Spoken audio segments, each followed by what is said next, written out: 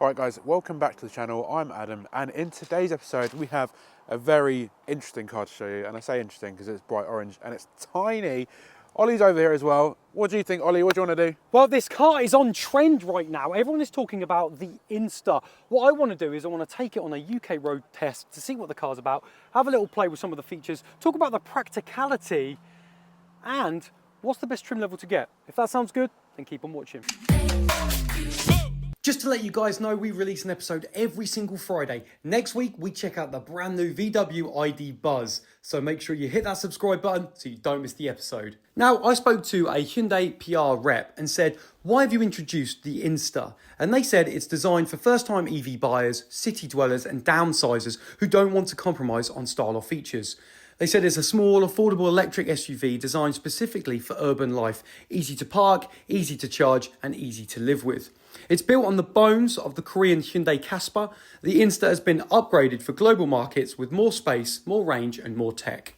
Let's talk about the stats. So the Inster comes with a 42 kilowatt hour battery, which gives you 203 miles, or a 49 kilowatt hour battery, which gives you 229 miles of range. There's three trims. The O1 is £23,505. The O2 is £26,775. Then there's one called the Cross, which is £28,775, and they all come with a heat pump as standard. And the reason why they called it Insta is because Hyundai's favourite social media is Instagram. I'm joking, I don't know why they called it Insta, but I tell you what, the car looks so small. You get in, and it's actually quite deceptive. It's pretty big inside. I've got a lot of space in the front. We'll talk about the rear in a moment. I've got an absolute chunky, girthy wheel with an orbital button here for my drive modes, so I can change it eco, normal, sport and snow. Loving that already. I enjoy these exposed rivets, which are big screws on the side. That gives it a little bit of an extreme feel, utilitarian. It's just a small, chunky, little retro looking car. You know, it's got some little squares on the back like the Ioniq 5 when that first came out. And I think it's very interesting, and I think a lot of people are looking at small electric cars at the moment. Okay, let's talk about charging then with the Insta. We've got a max charge of 85 kilowatts. That means 10 to 80%. If you find a fast charger, that's 30 minutes it's going to take. 7 kilowatt on wall box at home, 0 to full, 5 hours and 41 minutes. What do you think to that? One really interesting point, I think, is to get someone's opinion what the rear seats are like while the car is on the move. I've got Adam with me. Adam, talk to me about comfort levels back there. Okay, so let me tell you what it's like in the rear seats of the back of the Insta. So there's only two seats in the back, and the car does feel very narrow. Like, you can get the whole of the car in this shot, but it does feel quite long, so you feel like you're in a long, narrow car. Let me start off with the materials. So they all feel very cheap. So they're all plastic, all quite heavy duty. It just looks like a really big screwdriver head there, but it looks like you could repair it quite easily. The materials aren't anything plush or luxury, but that's what you expect with a sort of cheap city car. These seats are separate, so they go down separately, so you can move them forward and back a little bit as well, which is cool. But other than that, in the back there's like nothing else for anyone to do. There's like no USBs. They're in the front. Let me show you this bit. So it's just straight to a wall here, so foot room. You haven't got loads of foot room here, but there's no middle partition bit there, so it's just a flat floor, so that's good. But other than that, there's not much else to tell you, to be honest. It's all quite standard. If you think we've deserved your support in this episode, or maybe another one, you can always buy us a coffee in the description down below, just to help us with our channel and our journey along the way, so we can keep bringing you the best info on cars in our videos. Ollie's got a coffee. Just keep us caffeinated, guys. Thanks, guys. We appreciate it. The link is in the description below. Let's talk competition then, because this is going to be really interesting. So the Insta starts at the time of filming on the Hyundai website at £23,505. Then you've got the Renault E5 E-Tech, £22,995. I see that as a big popular option. The Citroen EC3, which undercuts it a bit, £21,990. I see a lot of people trying that one out. Vauxhall Corsa Electric, £28,900. Then you've got the Dacia Spring, which is £14,995. Which one would you choose? Right, so this car has got a very interesting design language, hasn't it? So let me show you around. Let me tell you what it's all about. Starting off with the front of this car, it looks very retro-esque. It looks interesting, doesn't it? It looks a bit like, it reminds me of the Kia Soul, just the start of this, just with the bar. It's just a bit of a weird one. Yeah, all these little squares and these segments remind me of the Ioniq 5 when that came out. Very retro, like the car. These circular lights look fancy how they're segmented as well. It looks very cutesy. And you've got like, they're trying to be a little bit rugged because they've got exposed screws inside. You've got this kind of front bumper, this plasticky, squarey kind of look. It does look quite rugged, doesn't it? It's just very narrow as well. But moving around the side, what do we think? It's very blocky, it's very square. I don't mind these wheels, you know. They'll be a bit of annoying to clean, but they've got a nice shape to them. Not much of a sidewall on them, but 17 inches on this one as well. What do you think? You like it does look rugged. You have to let us know what you think about it in the comments. But is it for the UK market? You'd have to let us know if this does appeal to you, because it's quite a city car. It's very small, it's very agile, I think. See, this is the Ioniq 5 reference here. You can see your little Insta. The back does look cool. I think it's something a bit different, isn't it? It's a new sort of modern take on design, and I feel like they are pushing the boundaries here and seeing what people do like. So, do you like it? I do like it. I feel like the back is like what you would see in like a Star Wars or a RoboCop movie, kind of robotic. You could see a ton of these going down the road in different colours. This one, I'm not sure about this. This is like, is it brown? Is it orange? I don't know if I'd spec this colour, but I do think the back has got a lot going for it. That's the overview of the outside. You have to let us know what you think. Let's talk about the Insta's boot space. It's not very big, is it? 280 litres of boot space. You've got this little funky parcel shelf where you could probably put your pencils and your rubbers or whatever. Not much of a space, and then a little bit of a dip in there. However, you can slide your seats forward, like Adam said when he was reviewing the rear, and you have a little bit of storage under here for your cables to hide them and put stuff out of the way. And hang on a minute, I found a cookie pie back here. So let me know, what do you think? 280 litres of boot space.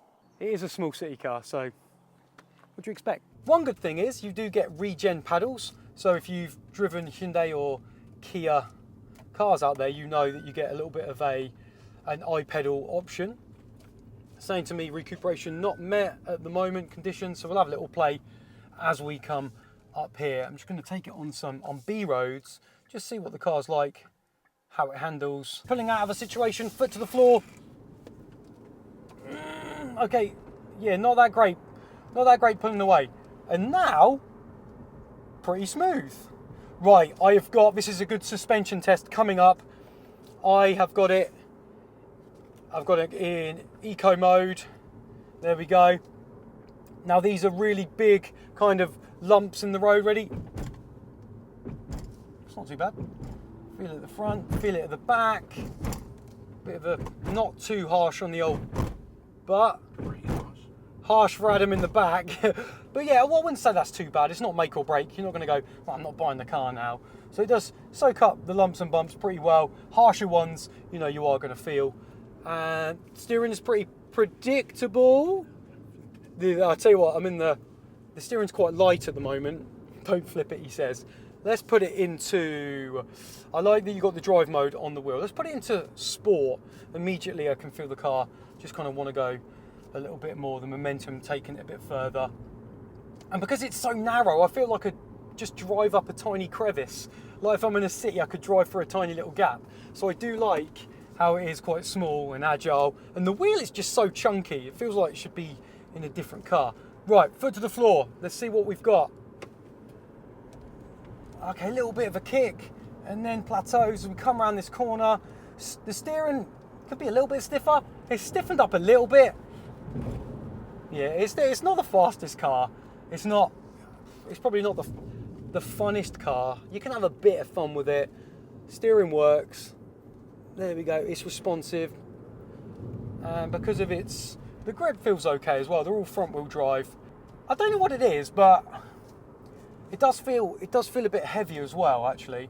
I think it's 400 kilograms more than the Hyundai i10. So if you think about that, it puts a bit of things into perspective. So it does shift a bit when you're sort of from a stationary point, but then when I want to go now, I'm on the move, foot is flat to the floor. And then it's just a bit flat, I guess. Let's check out these regen pedals then. Right, so there we go. Now it's on the I pedal. Click the left one all the way down, and then as soon as you lift off, that will pull yourself to a stop there. So the I pedal system works a treat, and you've got those. And to be fair, you've got them behind the wheel, and they are metallic. I think they're actually, they're a very good plastic that feels like metal, and they've got like these little bits of like grip on the back that make them feel very tactile, which I like, because some of the flappy paddles can feel cheap and plastic. But I think overall, it's really quiet, which is great for an electric car. Nice and quiet. Not much noise here today. It's not that windy today either. The ride is smooth. Me and Adam were having a little chat off camera, and we thought we'd just chat to you about it as well, because it's a bit of a confusing car, because we're getting a lot of off-roady kind of vibes with the utilitarian feel and the exposed screws and your roof rails. But it's a city car, isn't it? So you're not going to take it off-road. But I think maybe they're thinking that's appealing, like the look of a small off-roadery look is what people want in a city car. And so me and Adam were just chatting, and we thought it's a little bit confusing because it's giving off all these different kind of vibes, but you know, it's built for the cities. So yeah, we just wanted to share that with you. Right, so let's talk about the interior of the Inster, and just starting off with, just look how far the doors open. It's like nearly a 90 degrees. There's quite a lot of room that you could get out. I just think these doors open really wide. I'm very close to you. I feel like it's very close in here. I'm very close to you. It's not very. It's narrow, isn't it? It's not very comfortable. I feel like I'm just Do you know what thing I have seen, which I really like, is how you've got the USBs up here in this little shelf, because I think that is really easy access rather than have them like down there. I do like that, but material is very plastic, very wipeable. Look, you've got these exposed screws, so I think it's going with that kind of theme of, you know, wipeable materials, hard, you know, cheaper plastics. You've actually got a plug, a 3-pin plug, so if you want to charge up your laptop, that's pretty cool. That's handy. Right, there's just too many buttons here. Can I just show you this? Oh my God, taking it back What is going on here? It's just like a calculator from the 90s. Taking it from the analog days. Up there, that's nothing to write home about. But again, this car's like £23,000 from start. I think it's got 01, 02 and Cross as the trim levels. And yeah, I feel like you'd want a used one at a cheaper price, wouldn't you? But let's just have a look at these, because this has just come out of straight from a car 10 years ago. There's just loads and loads of buttons. Yeah. But I guess it is functional. Look at these though. Look at these. These, look. They look like, these are buttons. These are your, I thought they were like bits of steel, bit of trim, but look, they're your fan speed. So you've actually, that actually on the go is actually quite easy to find by touch, turning it up and down. So that's going to be handy. That's true. This is busy though. I don't really like it. You have to let us know what you think in the comments. I'll tell you what I would like is if they've got all these buttons and shortcut buttons, I want a driving assist button so I can press it. So literally I can go into turning all the bings and bongs, but you have to go to turn off the bings and bongs. You have to literally go, right, I need to find the car or the drive, bam, bam, and go. It just takes too long. It's too long. But this screen is quite wide. It's fairly big for this car. What do you think? Yeah, I don't think you need it too big, do you? I mean, this is better. This is actually bigger. So this is an interesting one because you've got a good screen behind there as well, which is lovely to see. And what have we got here? 200 miles of range. Yeah, so this is, do you know what, this is really interesting, this one, because the battery sizes are very similar. I think it's like, yeah, so you've got two battery sizes. One's like 229 miles of range, one's less, but it's about 20 miles difference. And yeah, normally you get a small battery and a big battery. These are both within like that's 6 kilowatt hours of each other. I'll give you the stats properly in a voiceover, but yeah, I mean, at the moment it says I've got 200 miles of range. That's pretty good for such a small car. Interesting. And he's saying here, Adam, at the moment, 2.2 miles per kilowatt hour on our current trip. That's good to know, 2.2. And so, work it out. 22 minutes we've been driving it for. And everything else, the only thing is, I wouldn't say it's like the most responsive infotainment screen. So it feels a bit cheap, doesn't it? It does feel a bit cheap. That has been our episode on this Inster, and it is a lovely car. I quite like the design of it. It's something a little bit different, a little bit futuristic. You have to let us know what you think about it in the comments. Ollie, why are you up there? Do you like this car? I like it up here. I wanted to feel the roof rails. They're very durable. I think this is a great option for those that are looking for a small city car. They are trending at the moment. You see a lot of people talking about them, looking through them. Be interesting to see what people think about this to the Citroen EC3. I think that's a little bit cheaper. But what would you have in the comments? I'm genuinely curious over the Insta. Let me know. If you like the episode, throw us a like, get a sub to Car Chat TV, and we will see you on the next one. If you've made it this far, thank you ever so much for watching. I've just popped up 2 more videos on your screen that you also may like. If you do watch one, let me know what you think.